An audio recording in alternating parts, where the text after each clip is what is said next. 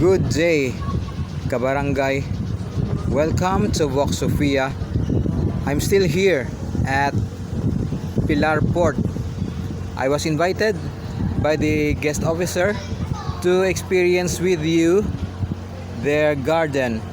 Indeed, it's beautiful, clean, and spacious, and open space.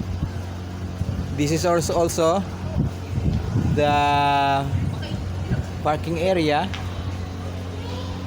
and that part there is for motorbike.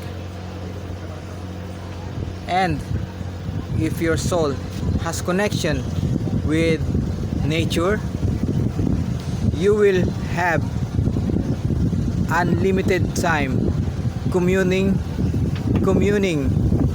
with nature here in the garden of Pilar Port. Hallelujah.